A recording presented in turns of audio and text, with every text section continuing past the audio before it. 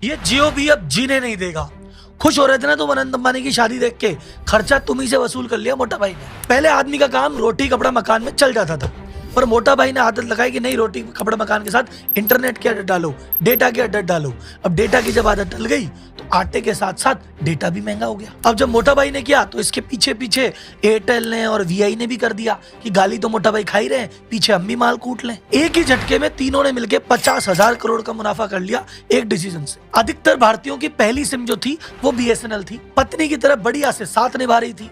लेकिन भाई साहब जब आया जियो, जब आया एयरटेल एक गर्लफ्रेंड की तरह, तो उसको छोड़ के तुम पहुंच गए उसके पास, और जब लात पड़ी तो वापस आपको पत्नी याद आ रही है। Hashtag I support BSNL, hashtag port to BSNL trend कर रहा है। लोग बाग रैलियां निकाल रहे हैं, धरने प्रदर्शन कर रहे हैं, सिम पोर्ट कर रहे हैं। लेकिन भाई साहब अब क्या होगा इससे? लेकिन आपने कभी सोचा कि एक जमाने में मार्केट का लीडर, सबसे ज्यादा प्रॉफिट कमाने की मशीन, भारत का प्राइड, ये बीएसएनएल एकदम से लॉस में कैसे आ गया? ये बीएसएनएल फेल हुआ या जानबूझ के इसको फेल किया गया, इसका दम घोटा गया? इस मुश्किल हालात के बाद भी ये अब तक टिका हुआ कैसे है? और अब क्या वास्तव में वापसी कर पाएगा? और बीएसएनएल का वापसी करना आम भारतीय के लिए जरूरी क्यों है? और इस पूरे गेम में टाटा जी की क्या भूमिका है, इस सब पे चर्चा करेगा आपका राहुल। पूरे घटनाक्रम से 4 ऐसी चीजें हैं जो हमको सीखने को मिलेगी और ये सबक सबको सीख लेना चाहिए। वो सबक क्या है वीडियो के अंत में बताऊंगा, तो टिके रहना। तो अगर डेटा के महंगे होने से परेशान हो, बीएसएनएल की बहुत जोर से याद आ रही है और आपको लगता है कि सही वक्त पे सही टॉपिक उठाया है और डीप रिसर्च की है, तो भाई साहब वीडियो को लाइक जरूर कर देना। आपके लाइक के इंतजार में जनता जनार्दन की जय बोल के करते हैं वीडियो की शुरुआत।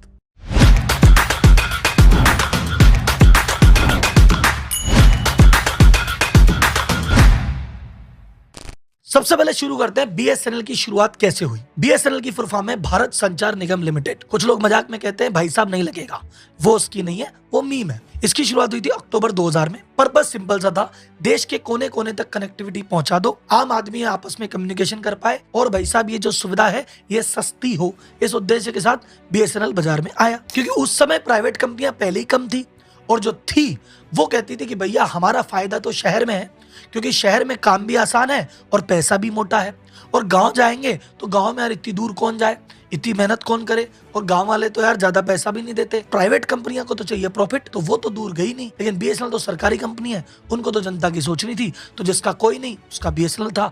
तो बीएसएनएल गई दूर दराज गाँव में, पहाड़ों में, रिमोट एरिया में, और वहां पे अपना संपर्क स्थापित किया। अब यूं तो बीएसएनएल को प्रॉफिट से लेना देना नहीं था और बाकी की तुलना में सबसे कम रेट पे भी दे रही थी, लेकिन उसके बाद भी पहले साल ही जबरदस्त प्रॉफिट किया, और 2001 से लेके 2008 तक 8 सालों में एक भी बार लॉस में नहीं गई, बल्कि टोटल 8 सालों में 46,668 करोड़ रुपए का प्रॉफिट कमाया। ये दूध देने वाली गाय थी भारत सरकार के लिए। एक समय ऐसा था सन 2004-05 में 10,000 करोड़ का प्रॉफिट सिंगल ईयर में कमाया था। ये बात उस जमाने की है जब बीएसएनएल डोमिनेट किया करता था, 70% मार्केट शेयर था, और ये एयरसेल, डोकोमो, आइडिया फाइडिया चड्डी में घुमा करते थे। तो भाई साहब जब कोई चीज गवर्नमेंट का खजाना भरने लग जाती है और पैसा देने लग जाती है, तब आता है लालच, और फिर चालू हुआ बीएसएनएल का डाउनफॉल। इसके 4 कारण थे, एक एक करके समझते हैं। पहला कारण 2007 के आसपास सुगबुगाहट हुई कि भैया जो उस समय के टेलीकॉम मिनिस्टर हैं दयानिधि मारन, उनसे सीबीआई पूछताछ कर रही है। पता नहीं यार क्या बात हो गई, क्या बात हो गई। फिर बाद में मीडिया में खबर निकल के आई कि इन्होंने अपने घर पे बीएसएनएल के बड़े बड़े अधिकारियों की मदद से 323 हाई कनेक्शन की लाइनें हैं अपने घर पे डलवा रखी थी। बोले sir 323 high speed internet connection अपने घर पे क्या कर रहे थे? सर उस बीएसएनएल की लाइन से इनका जो प्राइवेट नेटवर्क था, सन नेटवर्क, इनका खुद का मीडिया चैनल था, उसको सप्लाई दे रहे थे साहब। अब बताओ, सरकारी पैसों से, बीएसएनएल के पैसों से प्राइवेट मीडिया चल रहा है। तो अब जब ये गड़बड़ी पकड़ में आई तो दयानिधि मारन ने किया रिजाइन। उस समय थी गठबंधन की सरकार, तो ये इन्होंने रिजाइन किया, तो इन्हीं की पार्टी के दूसरे व्यक्ति आए, ए राजा, वो बने टेलीकॉम मिनिस्टर। उस समय बीएसएनएल प्लान कर रहा था वाईमैक्स टेक्नोलॉजी लाने का, कि भैया हम स्पेक्ट्रम बांटेंगे और वो पूरे देश में जगह जगह जाएगा और वायरलेस डेटा ट्रांसफर होगा और मस्त इंटरनेट मिलेगा। पर उसका जो एक्शन हुआ 2G स्पेक्ट्रम का, उसमें हो गया 2G घोटाला, जो अखबार में आ रहा था ना 1,76,000 करोड़ का घोटाला। बस उस घोटाले के बाद से बीएसएनएल के उल्टे दिन चालू हो गए और ऐसा लॉस लगा कि वो लॉस हर साल बढ़ता ही रहा और आज तक प्रॉफिट की शक्ल बीएसएनएल ने नहीं देखी है। हालांकि बाद में सुप्रीम कोर्ट ने भाई साहब ए राजा को बरी कर दिया, तो भाई साहब इसको अभी घोटाला कह सकते नहीं कह सकते, ये आप मुझे कमेंट बॉक्स में बताओ। अब देखो बीएसएनएल में गड़बड़ियां निकल गई 2 बड़ी बड़ी। एक टेलीकॉम मिनिस्टर भाई साहब घर पे लाइनें ले रहा है, दूसरा टेलीकॉम मिनिस्टर घोटाले कर रहा है। तो अब की बार बीएसएनएल पे आ गई सबकी नजरें, सीबीआई वैसे सब इन्वॉल्व हो गए कि यार बीएसएनएल में बहुत बड़ी गड़बड़ी चल रही है, ये तो दूध देने वाली गाय है, इस पे चेक करो। तो बड़े बड़े टेंडर छोड़ो, छोटे छोटे जो टेंडर थे ना उस पे भी निगरानी। और ऐसा नहीं कि फालतू की जांच थी, जांच करी तो छोटे छोटे टेंडर में भी गड़बड़ियां निकली। पता चला कि भाई साहब ऐसी ऐसी कंपनियां टेंडर भर रही है जिनके कोई एड्रेस ही नहीं है, नाम पता ही नहीं है, शेल कंपनीज है। नोकिया जैसी कंपनी रिजेक्ट हो रही है और शेल कंपनी सिलेक्ट हो रही है। अब इधर यहाँ पे गड़बड़ी चल रही है और उधर की तरफ एयरटेल अपना एक्सपेंशन करे जा रहा है, वोडाफोन अपना एक्सपेंशन कर रहा है, आइडिया अपना एक्सपेंशन कर रहा है। इनको कोई रोकने वाला ही नहीं, प्राइवेट प्लेयर चल रहे हैं और इधर इसके हाथ पांव बांध दिए गए क्योंकि कुछ नया ऑर्डर लेने जाए बोले इसकी जांच होगी, इसमें गड़बड़ी, ये रद्द। ऐसा ही एक और किस्सा हुआ उस समय प्लान हुआ कि 9,30,000 जीएसएम की लाइनें बिछाई जाएगी और ये इतना बड़ा प्रोजेक्ट था। उस समय इसकी वैल्यू थी $10 बिलियन, यानी आज के भाव में देखा जाए तो 80,000 करोड़ का प्रोजेक्ट। अगर ये प्रोजेक्ट हो जाता तो विश्व के सबसे बड़े प्रोजेक्ट में से एक प्रोजेक्ट होता है। फिर उसमें भी गड़बड़ी, सरकार ने कहा ये बीएसएनएल के नाम पे कुछ भी टेंडर निकलता है उसमें फिर गड़बड़ी, फिर जांच, और दो मंत्री तो हट गए। क्या करें, बोले यार प्रोजेक्ट ही बंद करो, कुछ नहीं कर रहे नया। तो उसमें भाई साहब नया इक्विपमेंट खरीदना ही नहीं, नए टावर लगाने ही नहीं, जो पड़ा है उसको चलने दो। तो इस तरह से उसके हाथ पांव बांध के बीएसएनएल को पटक दिया साइड में और इधर प्राइवेट प्लेयर मनमाने तरीके से आगे बढ़ते रहे। यह था सबसे प्रमुख कारण जिसकी वजह से बीएसएनएल की ग्रोथ एकदम से रुक गई। सेकंड सबसे बड़ी गलती, रूड स्टाफ और इनका अग्रेसिव बिहेवियर। सरकारी कंपनी थी तो बीएसएनएल के कर्मचारियों में घमंड, अरे साहब हम मार्केट लीडर हैं, हम करेंगे तो है, हमारे आगे कौन। सपोज मुझे ब्रॉडबैंड का कनेक्शन लेना है, एक प्राइवेट कंपनी को एयरटेल को फोन लगाऊंगा ना, एयरटेल वाला अगले दिन आएगा, कनेक्शन लगाएगा, एक आईडी लेके चला जाएगा। अब मुझे बीएसएनएल का लगाना है, मैं पहले उनके ऊपर जाके एप्लीकेशन दूं, फिर भाई साहब वो आएंगे, देखेंगे, फिर बोलेंगे 7 दिन में लगेगा। फिर भाई साहब अगर काम न करे तो मैं जाके कंप्लेन की एप्लीकेशन दूं, और मैं बाल पकड़ लूंगी तो चल ही नहीं रहा तो फिर हटाने के लिए एप्लीकेशन दूं। एक मैं रिसर्च के दौरान खान सर का वीडियो देख रहा था, तो खान सर ने कहा कि उस समय मैंने भी एक बार बीएसएनएल लिया था। जिस व्यक्ति ने बीएसएनएल का ब्रॉडबैंड लगाया है उसने अपने दिल से बद्दुआएं दी है, ऐसी सर्विस थी। ये खान साहब के शब्द हैं और इस बात से मैं भी सिमिलर हूँ। मुझे भी याद है मेरे पहले ऑफिस में मुझे बीएसएनएल का कनेक्शन लिया था तो मैं ऑफिस से ज्यादा बीएसएनएल के ऑफिस बैठता था कि हे भगवान चला दो इसको। तो भाई साहब जनता त्रस्त थी, ऑप्शन ढूंढ रही थी, जैसे ही ऑप्शन मिला जनता कूद पड़ी। तीसरा सबसे बड़ा कारण जो सबको दिख रहा है, जियो की एंट्री। जियो ने आके कहा भैया सस्ता इंटरनेट नहीं, जियो ने आके कहा फ्री का इंटरनेट ले लो, और सुनो 3G नहीं 4G ले लो। और जनता को जब एक बार 3G की जगह 4G का चस्का लग गया तो इधर तो भाई साहब बीएसएनएल आधा अभी 2G पे पड़ा है, थोड़ा बहुत 3G पे आया, और इधर बात हो रही है 4G की। तो कौन जाएगा 2G 3G में जब 4G अवेलेबल है। बीएसएनएल तो छोड़ो साहब, उस समय तो टाटा डोकोमो भी गया, एयरसेल भी गया, वोडाफोन का शेयर टूटा, आइडिया का शेयर टूटा। ये तो दोनों हाथ मिलाए तब जाके जिंदा है। इतनी आंधी आई थी जियो की, तो बहुत सारी ऐसी कंपनियां हैं जो और खत्म हो गई। मुझे अभी नाम याद नहीं आ रहा कौन कौन सा है, मुझे चैट बॉक्स में बताओ। चौथा जो मुख्य कारण था वो भी बीएसएनएल का इंटरनल कारण था, इनकी इनएफिशिएंसी मतलब एक होता है टेक आरपू मतलब एवरेज रेवेन्यू पर यूजर, एक यूजर से कितना कमाते हो, ठीक। तो आरपू निकलता है कि भाई शहर में अगर आप काम करोगे तो आपको शहर का आदमी ज्यादा पैसे देगा तो आपका आरपू ज्यादा होगा। अब बीएसएनएल मोस्टली काम करती थी गांव में, दूर दराज में, पहाड़ों में, और सरकारी कंपनी है तो सस्ता रखना जरूरी, तो एक तो इसका आरपू कम था, प्लस इसके खर्चे ज्यादा थे।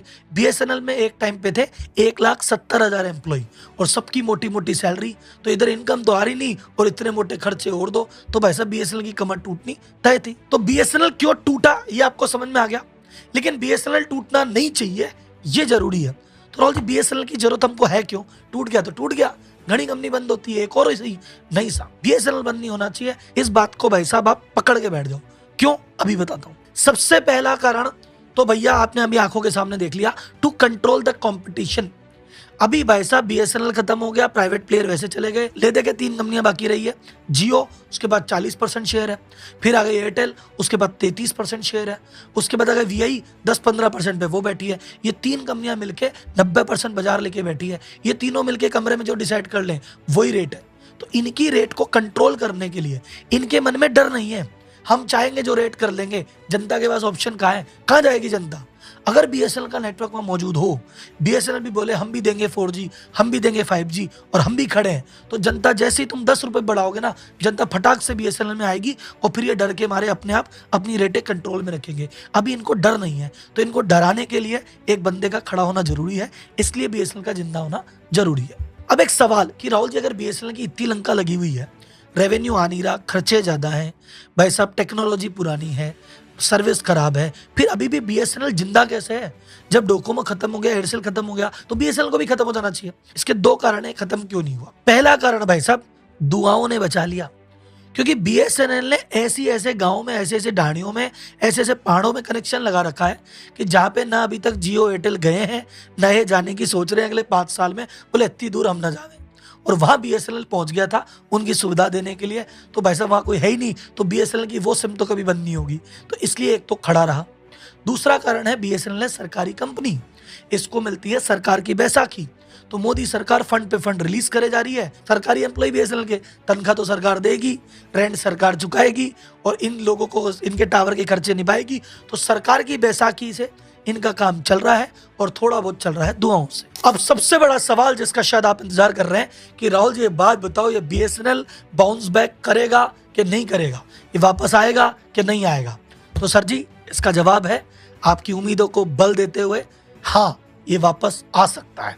और 4 कारण है जिसकी वजह से मुझे लगता है आ जाएगा। पहला कारण है भाई साहब करंट गवर्नमेंट। मोदी जी पिछले 5-6 सालों में 3 लाख करोड़ से ज्यादा का फंड बीएसएनएल के रिवाइवल के लिए रिलीज कर चुके हैं। यह सरकार को पता है कि भाई साहब चाहे डुबाया किसी ने भी हो, अगर हमारी निगरानी में बीएसएनएल बंद हो गया तो ये जनता माफ नहीं करेगी। तो भाई साहब कुछ भी हो, कैसे भी हो, बीएसएनएल को जिंदा रखना जरूरी है, तो सरकार का साथ तो है। दूसरा जो मुझे सबसे बड़ा भरोसा है वो इस सरकार से और मोदी जी भी बड़ा भरोसा है, वो है टाटा का भरोसा। जहां मोटा भाई ने और एयरटेल ने 5G लॉन्च कर दिया है, 5G की टेस्टिंग लग रही है, वो कह रहे हैं 3-6 महीने में 5G कर देंगे सब जगह। उधर भाई साहब बीएसएनएल अभी कह रहा है हम तो 4G की तैयारी कर रहे हैं। तो 2024 का टारगेट है कि हम तो 4G लगाएंगे और 2025 में इसको 5G कर देंगे। अब अगर कोई भी बीएसएनएल का व्यक्ति मुझे कहे कि हम तो 2024 में तो 4G करेंगे और 25 में 5G करेंगे, मैं इनकी बात मानो ही ना। लेकिन भाई साहब इस काम का जो ठेका दिया गया है वो दिया गया है रतन टाटा जी की कंपनी टीसीएस को। 15,000 करोड़ का कॉन्ट्रैक्ट टीसीएस को दिया गया है। और जब टीसीएस ये कहती है कि हम जिम्मेदारी लेते हैं 2024 तक लगा देंगे सब जगह और हार्डवेयर वही रहेगा, सॉफ्टवेयर में जरा सा अपडेट करोगे 4G ही 5G हो जाएगा, तो मुझे टाटा का भरोसा है कि भाई साहब टाटा कर देगी। तो अगर आपको भी लगता है कि यार टाटा का भरोसा है तो एक हैशटैग चलाते हैं आप लोग, देखते हैं आप और मैं में कितना दम है। हैशटैग टाटा का बीएसएनएल। तो देखते हैं साहब टाटा को और बीएसएनएल को अपना कितना समर्थन है, क्योंकि आवाज तो उठानी पड़ेगी। अगर आपने आज आवाज नहीं उठाई तो फिर ये जियो का जो आज डेटा है कल रेट डबल भी हो जाएगी, कर क्या लेंगे। तीसरा कारण है एफिशिएंसी। एफिशिएंसी मतलब गवर्नमेंट को समझ में आ गया है 1,70,000 जो आदमी है इसका बोझा हम नहीं उठा पाएंगे, तो उन्होंने वीआरएस की स्कीम निकाली है। तो बहुत सारे ऐसे व्यक्ति जो उस समय के थे, जो आपको रूड बिहेवियर लग रहा है, बहुत सारे ऐसे लोग उस समय के रिटायर हो गए। बहुत सारे ऐसे लोग हैं जिनको पकड़ पकड़ के सरकार ने वीआरएस दे दिया। अभी जो नई भर्ती हुई है वो भाई साहब इस गलती से सीख चुके हैं कि भाई साहब क्योंकि लॉस में गई, इतने लोगों को वीआरएस लेना पड़ा, तो अब शायद इनको अक्ल ठिकाने आ गई है और अब वो रूड बिहेवियर नहीं देखने को मिलेगा और शायद अब एफिशिएंसी से काम करने लगे। ये मुझे थोड़ी सी उम्मीद है। चौथा जो सबसे इंपॉर्टेंट कारण लग रहा है, जिस चक्कर में मैं वीडियो बना रहा हूं, भाई साहब पब्लिक सपोर्ट में उतर गई है। पब्लिक पहले बीएसएनएल को इग्नोर करके बैठी थी और भाई साहब फ्री के लालच में जियो के पास घुस गई थी, एयरटेल के पास घुस गई थी। अब इनको जब लात पड़ी है तो इनको समझ में आ गया कि प्राइवेट प्लेयर किसी के सगे नहीं है, निहाल तो भैया बीएसएनएल ही करेगा। तो एक गुस्सा आ गया है जियो के प्रति, एयरटेल के प्रति। लोग बाग पोर्ट कर रहे हैं, लोग बाग दूर जा रहे हैं, एक मन में खटास सी है। और जैसे पहले बीएसएनएल का ऑप्शन ढूंढ रहे थे कि बीएसएनएल से दुखी है कोई और मिले तो जाए, अब इनका ऑप्शन ढूंढ रहे हैं। तो अगर भाई साहब अब बीएसएनएल मौके पे चौका लगा गया तो एक बार में पूरा मार्केट शेयर खींच ले जाएगा। जैसे भी बीएसएनएल ने एक प्लान लॉन्च किया है 1515 रुपए में साल भर का प्लान। लो बताओ, ऐसा प्लान अवेलेबल ही नहीं है किसी भी कंप्यूटर के पास। अब इसके चक्कर में बहुत सारी पोर्टिंग हो सकती है। तो सर अगर बीएसएनएल रिवाइव कर गया तो फ्यूचर क्या होगा? फ्यूचर में या तो जियो को और एयरटेल को अपनी रेट गिरानी पड़ेगी, और अगर नहीं भी गिराई तो भविष्य में अगले 2-5 साल तक बढ़ाने की तो सोचेंगे ही नहीं। अब इस पूरे प्रकरण में 4 बातें सीखने को मिलती है, और ये 4 बातें भैया गांठ बांध के रख लेना, नहीं तो जिंदगी तुम्हें लेसन सिखा रही, सीख लो, नहीं तो फिर लात मारेगी। तो पहली बात, किसी भी चीज की आदत मत डालो। आज तुम्हारा फायदा इस क्यों उठाया जा रहा है, शोषण क्यों हो रहा है, तुम्हारी आदत पड़ गई, बिना उसके रह नहीं पाओगे, इसीलिए तो हो रहा है। तो आदत पड़ी तो मरे, इसलिए किसी चीज की आदत नहीं डालनी। दूसरी लर्निंग, जिंदगी में कुछ भी फ्री नहीं मिलता। अगर तुम्हें कुछ फ्री दिया जा रहा है तो तुम्हारा आज नहीं तो कल, ऐसे नहीं तो वैसे, कहीं ना कहीं पे भार तो तुम पे आने ही वाला है। तो पहले फ्री की सिम लेके उछल रहे थे, अब सबक मिल गया।